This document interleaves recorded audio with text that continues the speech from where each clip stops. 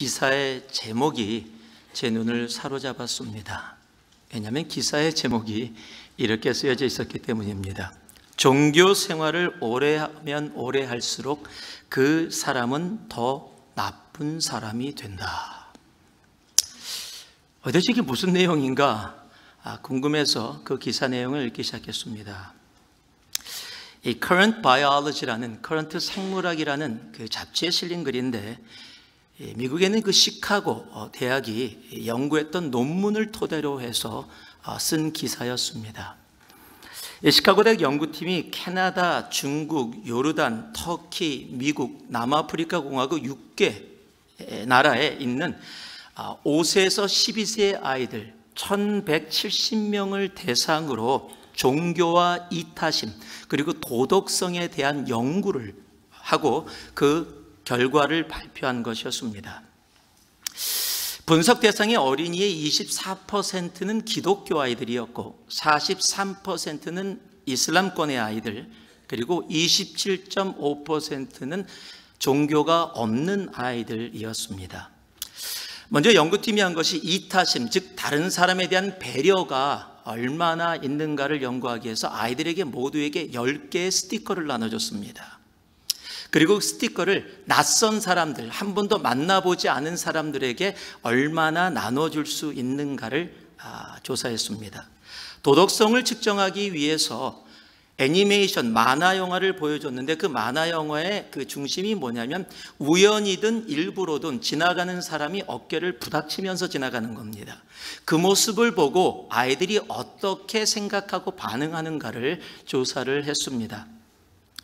종교가 없는 집안에서 자란 아이들은 10개의 스티커 중에 4.1개를 사람들에게 나눠줬습니다. 근데 종교가 있는 가정에서 자란 아이들은 3.3개를 나눠줬습니다. 도덕성에 대해서 이 부닥치는 일을 보여줬던 그 반응에 대해서는 종교 가운데서 자랐던 아이들이 우연이던 일부러 부닥쳤던 그 모습을 보면서 나쁘다, 처벌해야 한다, 벌을 줘야 된다, 저 사람은 혼내야 된다라고 했던 사람들이 종교가 없는 가정에서 자란 사람들보다 훨씬 더 많이 나왔다라는 겁니다. 그리고 어린이의 나이가 많으면 많을수록 더 그 정도가 심해졌다라는 겁니다. 그래서 뭐라고 결론을 하면요, 종교적 환경에서 자란 기간이 오래될수록 부정적인 영향의 정도가 훨씬 더 심했다라고 결론을 짓고 있습니다. 기독교 안에 이런 말씀이 있습니다. Christianity is not a religion, but a relationship.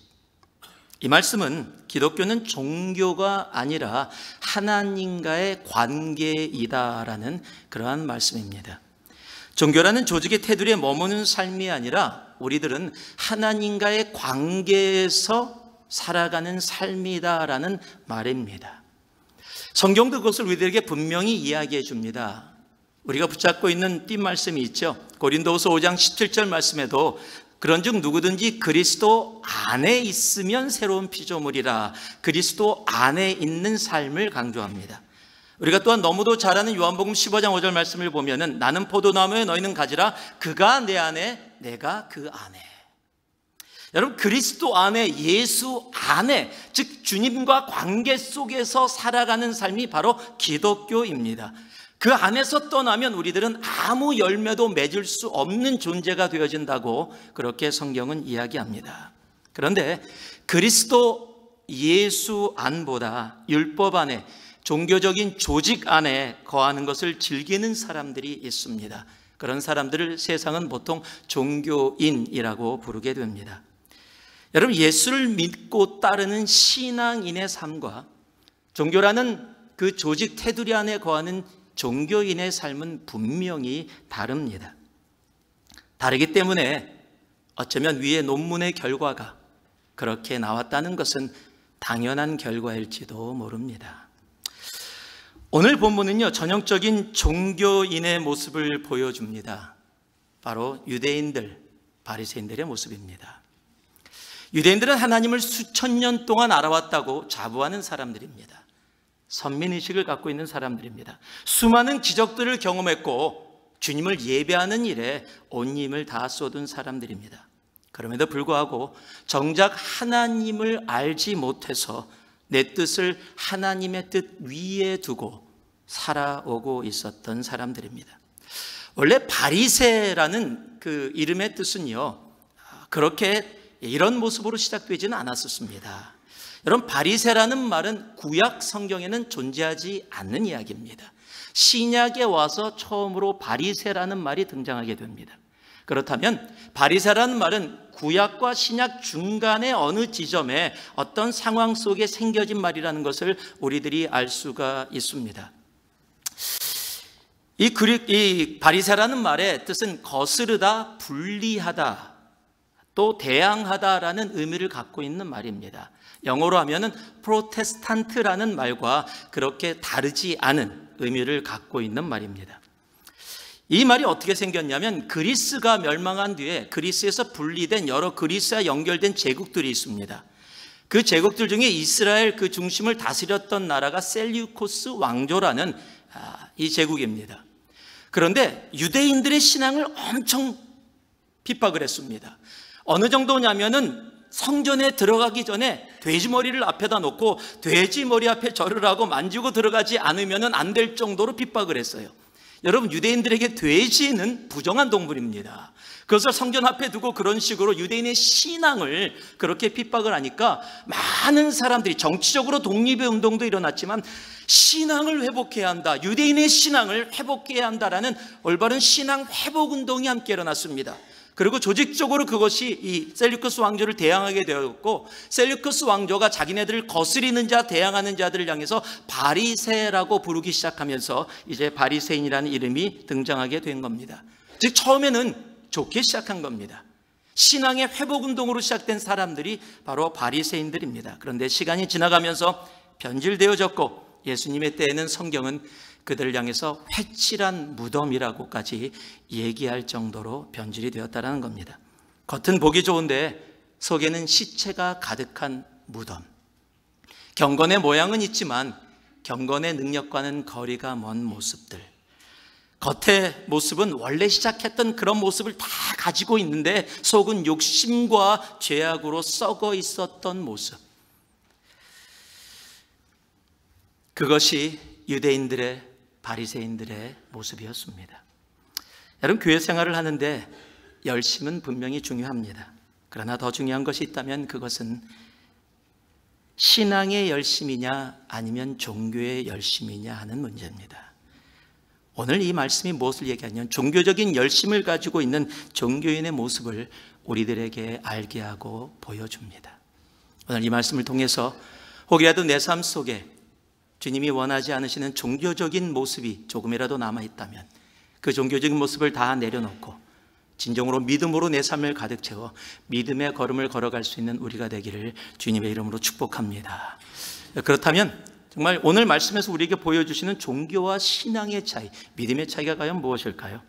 우리 12절 말씀을 같이 한번 읽겠습니다. 함께 봉독해 올립니다. 12절입니다. 갈리오가 아가야 총독되었을 때에 유대인이 일제에 일어나 바울을 대적하여 법정으로 데리고 가서, 여러분, 종교인은 하나님보다 세상에 더 민감하게 반응합니다. 여러분, 종교인들은 하나님보다 세상에 훨씬 더 민감합니다. 지금 바울이 고린도에서 복음을 전하면서 엄청난 믿음의 열매들이 맺혀지고 있었어요. 여러분, 그 모습을 보면서 이 바리새인들과 유대인들은요 정말로 싫었습니다. 그런데 가만히 기다리고 있었어요. 자신들이 생각하기에는 아직 할 수 있는 부분이 없다라고 생각했었는지 모릅니다. 그런데 이제 갈리오가 아가야의 총독이 되어졌습니다. 이 아가야라는 지역은 에덴과 그리스를 포함한 그리스의 남쪽 지방입니다. 그 위를 우리들이 잘 아는 마게도냐라고 부르게 됩니다. 즉 아가야 지방의 총독이 되니까 그때 유대인들이 일어났습니다. 그리고 바울과 믿는 사람들을 법정에 고소하게 되어지는 겁니다. 보통 정치가가 새로운 도시에 오게 되어지면 정치가들은 그 도시에 환심을 사기 위해서 그들이 원하는 정책들을 펼치게 되어집니다. 특히 로마처럼 여러 민족들이 섞여 있는 곳은요 많은 곳곳마다 소요가 많이 일어납니다. 그래서 로마에서 인정하는 정치가는 어떤 정치가냐면 소요가 없이 평화롭게 그 지방을 잘 다스리는 정치가가 훨씬 더 인정받는, 즉 로마에서 인정받는 정치가들입니다. 그러니까 소요가 없도록 하는 것, 그래서 소요가 없도록 환심을 사고 그들에게 잘 보이기 원하는 일들이 많이 이루어지고 있었습니다. 아마 유대인들도 그것을 잘 알고 있었고요. 이제 갈리오가 부임해 오게 되어지면서 자신들이 무리를 져서 그 숫자로 갈리오에게 다가가면 갈리오가 자신들의 환심을 사기 위해서 분명히 자신들의 요구하는 것을 들어줄 것이다 라고 생각했었을 겁니다. 참 세상적입니다. 여러분, 하나님을 믿는다, 선민이다라고 이야기하는 사람들이 바로 유대인들입니다. 나는 하나님을 정말 제대로 믿는다라고 하는 사람들이 바로 바리새인들입니다. 그런데 하나님의 뜻보다 세상의 분위기나 세상의 상황이 훨씬 더 이들에게 민감하게 다가오게 된 것입니다. 그것이 훨씬 자신들에게는 더 현실적으로 다가오게 된 것입니다. 여러분, 내가 원하는 것을 얻을 수 있는 때가 하나님의 뜻보다, 하나님의 때보다 중요하다면 여러분, 그것은 믿음의 모습이 아닌 것입니다. 여러분, 정말 바울이 하나님을 자신들이 이야기하듯이 신성모독의 길을 걸어가고 있었다면, 여러분, 하나님의 백성이라면 그 문제를 누구에게 가져가야 돼요? 하나님께 가져가야 되는 거예요. 그런데요, 여러분, 이들은 그렇게 하지 않았다라는 거예요. 우리가 잘 알고 있는, 우리가 전에 함께 나눴던 베레아 지역에서 사도 바울이 말씀을 전합니다. 여러분, 베레아 사람들도 사도 바울이 전하는 말씀을 처음 들었습니다. 이것이 정말 하나님 말씀인가? 그들도 처음 들으면서요, 그들이 했던 모습이 있어요. 그것이 17장 11절에 적혀 있습니다. 베레아에 있는 사람들은 데살로니케에 있는 사람들보다 더 너그러워서라고 번역된 이 단어, 노블 캐릭터, 즉 성품이 정말로 고귀하다라고 성경이 이야기해 줄 정도의 모습을 보였는데, 그 이유가 뭐냐면요, 간절한 마음으로 말씀을 받고 이것이 그러한가 하여 날마다 성경을 상고했다라는 겁니다. 자기가 알지 못하는 말씀을 듣고 그것을 가지고서 세상의 법정에 고소한 것이 아니라 그 말씀을 듣고 이것이 정말 하나님의 말씀의 진리의 말씀인가를 말씀으로 가져가서 말씀에 비교해서 말씀 안에서 찾았다라는 겁니다. 그러한 사람을 성경은 노블 캐릭터, 고귀한 성품이라고 그렇게 지칭하고 있는 겁니다. 신앙인은요, 세상의 분위기나 현실보다 하나님의 뜻을 먼저 찾는 자들입니다. 나의 삶 속의 어려움이나 문제를 해결하기 위해 여러분들은 어떤 일에 더 민감하십니까? 경제가 어떻게 변하고 있나? 법이 어떻게 변했나? 사람들은 어떻게 생각하고 있나? 여러분, 그것이 나에게 더 민감하게 다가온다면 여러분, 그것은 하나님이 기뻐하시는 일이 아닐 겁니다. 내 삶 속에 문제와 어려움이 혹 있다 할지라도 하나님은 이 상황 속에서 나에게 무엇을 하기를 원하시는가? 하나님의 뜻은 무엇인가? 여러분, 그것을 먼저 앞에다 놓고 사는 사람을 우리는 신앙인, 믿는 사람이라고 분명히 이야기할 수 있을 겁니다. 여러분, 우리의 기도의 생활을 봐도 세상에 민감한지, 그런 종교의 모습을 살아가는지, 정말 믿음의 신앙의 모습을 살아가는지를 알 수 있는 길이 있습니다.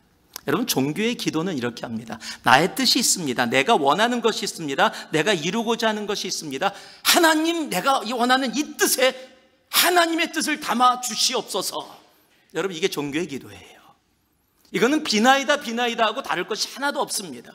여러분, 신앙의 기도는 그렇지 않습니다. 하나님, 내가 원하는 것이 있습니다. 그러나 하나님의 뜻에 내 뜻이 담기기를 원합니다. 이것이 신앙의 기도예요. 여러분, 신앙과 믿음의 차이는 바로 거기에 있는 겁니다. 내 뜻이 있더라도 그것보다 하나님의 뜻이 내 삶 속에 더 앞에 오는 것. 여러분은 여러분의 삶의 일들을 해결하고 그 문제를 풀어가기 위해 무엇에 더 민감하게 반응하고 계십니까? 여러분의 기도는 어떠한 기도를 드리고 계십니까?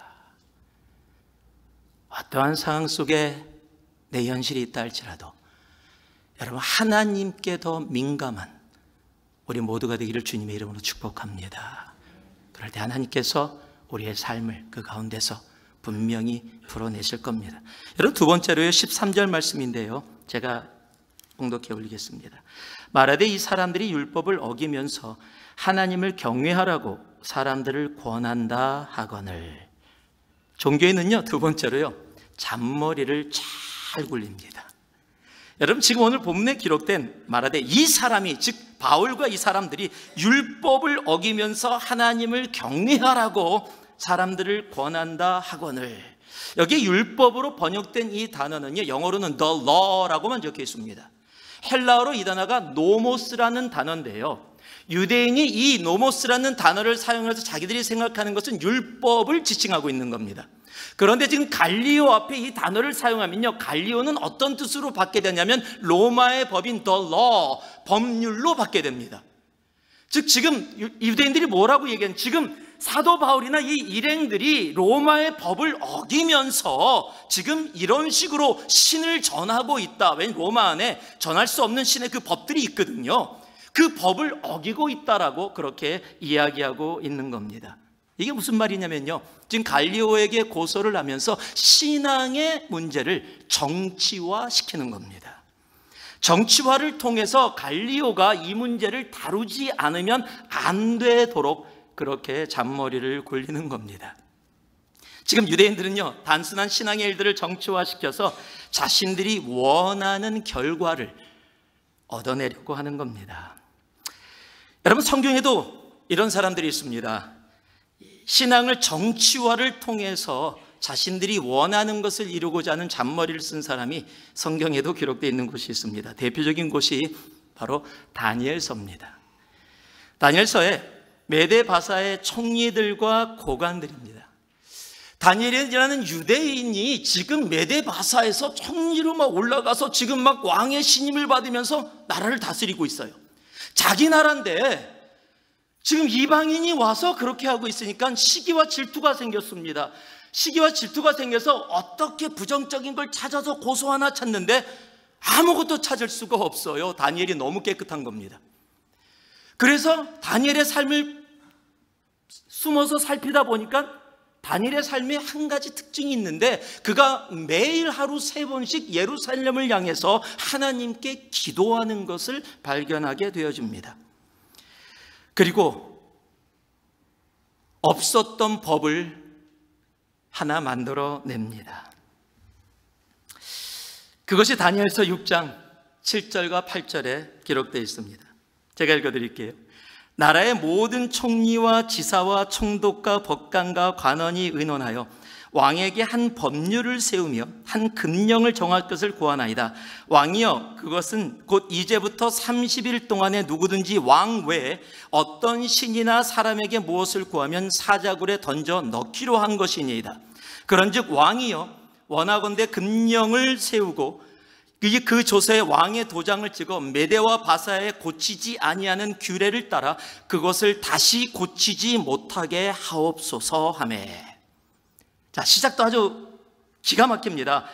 나라의 모든 총리와 지사와 총독과 법관과 관원들이 의논하여, 왕이여, 이것은 내 한 사람의 의견이 아닙니다. 지금 메대 바사에 있는 지도자들, 당신이 세운 지도자들 많은 사람들의 의견이고 그것을 함께 모아서 온 겁니다 라고 시작을 해요.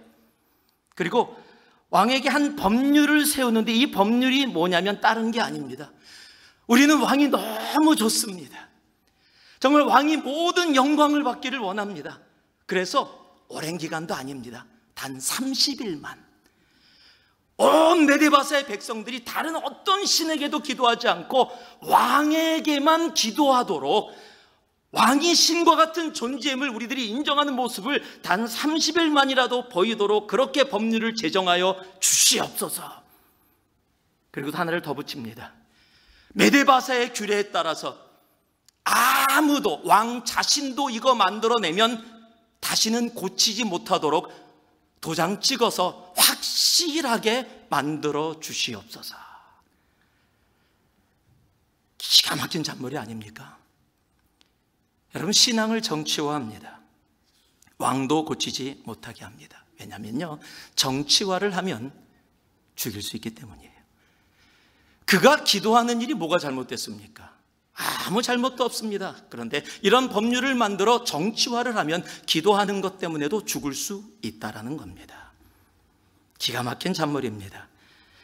그리고 다니엘도 그들의 잔머리를 다 알았습니다. 여러분, 어떻게 하시겠어요? 나는 매일 기도해 왔는데 지금 내가 기도하면 어떻게 돼요? 사자굴에 들어가서 죽게 되어져요. 보통 세 가지를 생각할 수 있어요. 첫 번째, 다행이다, 그래도 30일만 기도하지 말자. 365일 중에 30일이라니까 30일만 쉬면 되지 생각할 수 있는 방법입니다. 두 번째, 아니 그래도 찜찜해. 하나님께 기도하는 건데 어떻게 쉴 수 있어? 그러면 대작고관들이 보지 못하는 골방에서 몰래 하자. 창문 열어놓고 하지 않고 골방에 숨어서 내가 기도하는 거 모르게 하자. 세 번째는요, 왕에게 달려가서 신이 먹고 있으니까 왕이여, 지금 이 사람들이 한 것이 내 신앙을 정치해서 나를 죽이려는 겁니다 라고 왕에게 하소연하자. 그런데 다니엘은 아무것도 안 했어요. 잔머리를 굴려서 신앙을 정치화해서 다니엘을 죽이려고 하는데도, 여러분, 다니엘은요, 다니엘서 6장 10절에 이렇게 기록되어 있습니다. 다니엘이 이 조서에 왕의 도장이 찍힌 것을 알고도, 얘기는 뭡니까? 죽을 수 있다라는 겁니다. 아니, 죽는다라는 겁니다. 그런데요, 전에 하던 대로 하루 3번씩 무릎을 꿇고, 종교인은 잔머리를 굴려도요, 신앙인은 잔머리를 굴리지 않습니다. 그저 살아오던 신앙의 길을 비록 내가 손해보고 더러는 내 생명을 잃을 수 있는 길이라고 할지라도 묵묵히 믿음의 길 걸어갑니다. 우리는 이 이야기의 결과를 잘 압니다. 다니엘이 사자굴에 들어갔는데 사자들이 입을 벌리지도 못하고 다니엘을 공격하지도 못합니다. 하나님의 보호하심이 있었습니다. 그가 살아나옵니다. 왕이 너무 기뻐합니다. 다니엘을 모략했던 사람들을 오히려 사자굴에 집어넣어서 다 죽게 합니다. 할렐루야입니다. 그런데 우리의 삶이 꼭 이렇게 해피엔딩이 아니라는 사실입니다. 신실하게 믿음으로 신앙의 삶을 살았는데 나는 사자굴에 들어가서 몸이 상하고 상처받고 다치고 죽을 수 있는 삶을 살아가게 된다는 겁니다. 잔머리 굴리는 사람들은 사자굴 밖에서 이겼다 그러고 자신들이 원하는 거 마음 놓고 누리면서 살아가는 것이 지금의 현실의 모습이기도 하기 때문에 그렇습니다. 여러분, 그러나 천국을 내 가슴에 품고 십자가를 내 가슴에 온전히 사귀고 살아가는 신앙인은 그래도 세상과 동일하게 잔머리 굴리지 않습니다. 그것이 종교와 신앙의 차이입니다. 내가 지금 잠시 이익을 얻기 위해서, 내가 원하는 것을 얻어내기 위해서 신앙을 정치화했던 세상 사람들과 동일한 모습으로 살아간다면 조금 손해 안 볼 수 있을 겁니다. 아니, 내가 원하는 이익 얻을 수 있을 겁니다. 그러나 그것이 하나님이 우리들에게 말씀하시는, 아니 그의 아들 독생자 예수를 십자가에 죽기까지 우리를 사랑하셔서 구원의 길로 인도하시고 하나님의 자녀로 회복하신 하나님의 뜻은 분명코 아닐 것입니다. 종교가 평만한 이 세상에서 하나님은 지금도 신앙의 길을 걸어가는 신앙인들을 간절히 찾고 계십니다. 이곳에 있는 오늘 예배를 드린 우리들이 주님이 원하시는 그 신앙의 길을 걸어가는 신앙이 되기를 주님의 이름으로 축복합니다. 마지막으로요, 14절에서 17절입니다. 같이 읽겠습니다. 함께 합니다. 바울이 입을 열고자 할 때에 갈리오가 유대인들에게 이르되, 너희 유대인들아, 만일 이것이 무슨 부정한 일이나 불량한 행동이었으면 내가 너희 말을 들어주는 것이 옳거니와, 만일 문제가 언어와 명칭과 너희 법에 관한 것이면 너희가 스스로 처리하라. 나는 이러한 일에 재판장 되기를 원하지 아니하노라고 그들을 법정에서 쫓아내니. 여러분, 종교인은요 세상에서 부끄러움을 당하게 됩니다. 지금 법정에 끌려가서 유대인들이 고소를 하니까 바울도 변호를 하기 위해서 이야기를 하려고 하는데 기회도 주지 않고 갈리오가 먼저 이야기를 합니다. 간단히 얘기하면 이 얘기입니다. 이것은 정치 문제가 아니라 종교 문제다. 왜 이런 것을 나에게 가져와서 왜 종교 문제를 정치화해서 나를 이용하려고 하느냐. 여러분, 세상은요 똑똑합니다. 벌써 파악 다 끝냈습니다. 잔머리 굴려서 세상을 이용하려고 할 때요, 오히려 세상은 그 상황을 미리 다 파악하고 있습니다. 결과가 뭡니까? 재판장에서 모든 고린도 사람들이 보는 데서 창피당하고 쫓겨납니다. 매까지 맞게 됩니다. 세상의 조롱을 당합니다. 세상에서 부끄러움을 당하게 되어집니다. 여러분께 말씀드립니다. 종교를 가지고는 결코 세상을 이길 수 없습니다. 종교라는 테두리 안에서 내가 잠시 권세를 누릴 수 있을지 몰라도 그러한 종교는 세상 앞에 설 때는 언제나 고양이 앞에 있는 쥐 모양으로 줄어들게 됩니다. 왜냐하면 종교를 가지고는요 결코 세상을 이길 수 없고 변화시킬 수 없기 때문에 그렇습니다. 참된 믿음만이, 참된 신앙만이 세상을 변화시킬 수 있습니다. 다시 다니엘서로 잠시 돌아가기 원합니다. 여러분, 다니엘서에 기록된 두 번의 이방인들로 하여금 하나님의 이름을 찬송케 하는 사건들이 있었습니다. 첫 번째가 바벨론 시대의 느부갓네살 왕 때, 그때도 유대인들이 굉장히 이 바벨론에서 정말로 왕의 신임을 받으면서 생활하고 있었어요. 이 바벨론 사람들이 그게 싫었던 겁니다. 그래서 왕의 신상을 만들어냅니다. 그리고 왕의 신상 앞에 절하지 아니하면 전부 다 뜨거운 불에 들어가서 불에 타서 죽게 되어지는 법령을 만들어냅니다. 그런데 우리가 알다시피 사드락과 메삭과 아벳느고 다니엘의 세 친구가 왕의 신상에 절하지 않겠다고 이야기합니다. 이유는 믿음 때문입니다. 그렇게 하게 되면 그것은 우상 숭배이기 때문입니다. 그들의 믿음은 하나님을 향한 믿음이기에 결코 내가 죽더라도 왕의 신상 앞에 절을 할 수 없다라고 이야기합니다. 그래서 결국에는 불 속에 들어가게 됩니다. 그런데 하나님께서 그들을 보호하셔서 그들이 머리카락 하나 타지 않고 그 불에서 나오게 되어집니다. 그 모습을 보고서 바벨론 느부갓네살 왕도 정말 너무 그 사드락과 메삭과 아벳느고를 좋아했었기 때문에 정말 기뻐하면서 그 느부갓네살 왕이 자기 제국에 이렇게 선포합니다. 그 말씀이 다니엘서 3장 28절에서 29절의 말씀입니다. 이 말씀은 우리가 함께 읽으면서 선포하겠습니다. 큰 목소리로 함께 합니다. 시작. 느부갓네살이 말하여 이르되 사드락과 메삭과 아벳느고의 하나님을 찬송할지로다. 그가 그의 천사를 보내사 자기를 의뢰하고 그들의 몸을 바쳐 왕의 명령을 거역하고 그 하나님 밖에는 다른 신을 섬기지 아니하며 그에게 절하지 아니한 종들을 구원하셨도다. 그러므로 내가 이제 조서를 내리노니 각 성과 각 나라와 각 언어를 말하는 자가 모두 사드락과 메삭과 아벳느고의 하나님을 경솔히 말하거든 그 몸을 쪼개고 그 집을 걸음터로 삼을지니 이는 이같이 사람을 구원할 다른 신이 없음이니라 하더라. 아멘. 여러분, 지금 이방의 왕입니다. 이방의 왕이 지금, 여러분, 우리도 이런 고백 잘 못해요. 그런데 지금 뭐라고 고백? 사드락과 메삭과 아벳느고의 하나님을 찬송할지로다. 이 하나님을 경솔히 여기는 자는 몸을 쪼개서 죽이는데, 왜냐하면 이렇게 구원할 하나님이 세상에 이외에는 없기 때문이다라고 하나님의 이름을 이방 왕이 온 제국에 선포를 합니다. 놀라운 일입니다. 여러분, 또 한 번이 기록되어 있는 것이 바로 다니엘의 이야기입니다. 메데바사의 다리오 왕 때 동일한 이야기, 사자굴에 들어갔다가 죽지 않고 나오게 되어집니다. 그것을 보고 이제 다리오 왕이 고백한 고백이 다니엘서 6장 26절 27절, 우리들이 이 말씀도 함께 우리 봉독하겠습니다. 함께 합니다. 내가 이제 조서를 내리노라. 내 나라 관할 아래에 있는 사람들은 다 다니엘의 하나님 앞에서 떨며 두려워할지니 그는 살아계시는 하나님이시요 영원히 변하지 않으실 이시며 그의 나라는 멸망하지 아니할 것이요 그의 권세는 무궁할 것이며 그는 구원도 하시며 건져내기도 하시며 하늘에서든지 땅에서든지 이적과 기사를 행하시는 이로써 다니엘을 구원하여 사자의 입에서 벗어나게 하셨음이라 하였더라. 아멘. 저는 이사야서 읽는 줄 알았어요.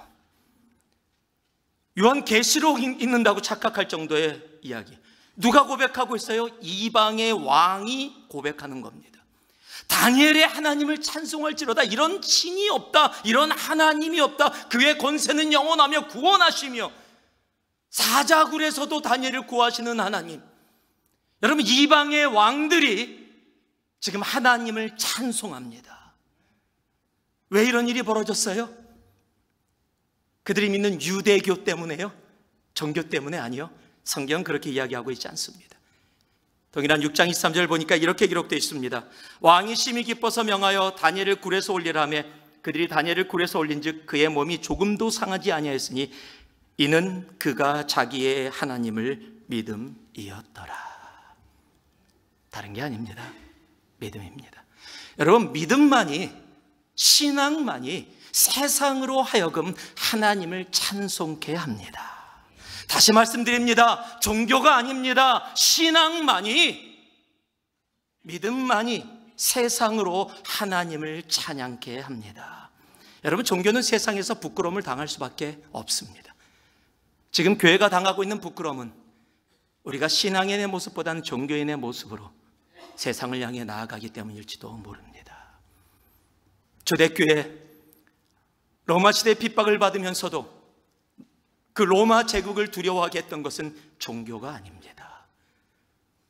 사자 앞에서도 불 앞에서도 굴하지 않았던 한 사람 한 사람 교회의 바로 믿음 때문이었습니다.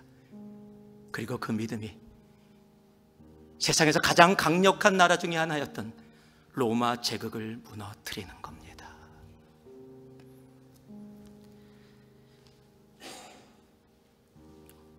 우리에게 가정이라는 어쩌면 세상에 있을 수 있을지 모릅니다. 여러분, 가정에서 어떤 여러분의 자녀들이 엄마 아빠 때문에 하나님 알게 되고 주님의 이름을 찬송하게 되었어요. 엄마 아빠 때문에 예수 더더욱 열심히 믿어요. 이런 고백이 가정마다 차고 넘치기를 소망합니다. 나 엄마 아빠 때문에 교회 안 나가. 여러분, 그것은 신앙의 모습이 아닙니다. 여러분, 직장에서도요, 나 당신 때문에 교회 나가고 싶어. 당신이 믿는 그 하나님 나도 알고 싶어. 나 하나님 만난 적도 없는데 당신의 하나님, 그 하나님은 진짜야. 나 그 하나님 찬송해라는 소리가 울려 퍼져야 돼요. 내가 당신이 교회 다녀서 내가 교회 근처도 안 간다. 당신이 교회에 있는 이상은 나는 교회 나가지 않는다. 여러분, 그런 소리가 우리의 삶 속에 울려 퍼지고 있다면은요, 부모로 인해서 자녀가 예수를 안 믿고 나로 인해서 내 주위 사람들이 예수를 믿지 않는다면 여러분, 교회 나와서 신앙생활하고 있다고요? 아니요. 죄송합니다. 듣기 싫어도 들으셔야 돼요. 그건 신앙이 아닙니다. 그건 종교일 뿐이에요. 종교는 세상을 변화시키지 못하고, 아니, 종교는 나 자신도 변화시키지 못합니다. 변질될 뿐입니다. 이 시대에 하나님께서 찾으시는 사람들은 종교인이 아니라 믿음의 사람들, 신앙인입니다. 다시 처음 이하로 들어갑니다. 왜일까요? 왜 종교를 가지고 있는 아이들이 종교를 가지고 있지 않는 아이들보다 배려심도 도덕성도 더 나쁘다고 세상이 이야기할까요? 저는 당연한 결과라고 생각합니다. 종교는 어떤 모양을 띠고 있더라도 그것은 단지 종교일 뿐이기 때문입니다. 종교는 생명이 없습니다. 종교는 사람을 변화시키지 못합니다. 그저 겉모습만 그럴듯하게 포장할 뿐입니다. 갈라디아 2장에 이런 말씀이 적혀 있습니다. 사람이 의롭게 되는 것은 율법의 행위로 말미암음이 아니요 오직 예수 그리스도를 믿음으로 말미암은 줄 알므로. 종교로 바뀔 수 있는 것은 없습니다. 하나님이 찾으시는 분은 그래서 종교인이 아니라 신앙인 믿음의 사람들입니다. 하나님이 찾으시는 자는 바로 하나님 앞에 믿음으로 예배하는 예배자들입니다. 아버지께 참으로 예배하는 자들은 영과 진리로 예배할 때가 오나니 곧 이때라. 아버지께서는 이렇게 자기에게 예배하는 자들을 찾으시느니라. 여러분, 예배자들의 고백이 뭔지 아십니까? 바로 갈라디아서 2장 20절의 고백이에요. 내가 그리스도와 함께 십자가에 못 박혔나니 그러니 이제는 내가 사는 것이 아니 오직 내 안에 그리스도께서 사시는 것이라. 이제 내가 육체 가운데 사는 것은 나를 사랑하사 나를 위하여 자기 몸을 버리신 하나님의 아들을 믿는 믿음 안에서 사는 것이라. 종교는 내가 중요합니다. 신앙은 예수가 중요합니다. 종교는 내 뜻을 이루려고 합니다. 신앙은 예수님의 뜻을 이루어 드립니다. 종교는 내가 살아야 합니다. 신앙은 예수가 삽니다. 그래서 종교인들은 하나님보다 세상에 민감하지만 신앙인들은 세상보다 하나님께 민감합니다. 종교인들은 잔머리를 굴리지만 신앙인들은 잔머리를 굴리지 않고 손해보는 자리에서도 신실한 믿음의 길을 갑니다. 종교인들은 세상에서 부끄러움을 당하지만 신앙의 사람들은 세상으로 하여금 하나님을 찬양케 합니다. 하나님을 찬양케 하는, 손해를 보더라도 신실한 믿음의 길을 걸어가는, 내가 어려움과 고통이 있다 할지라도 세상보다 하나님께 더 민감한 우리 새누리 공동체 되기를, 새누리 교회 되기를 주님의 이름으로 축복하고 축복합니다. 기도하겠습니다. 사랑의 아버지 하나님,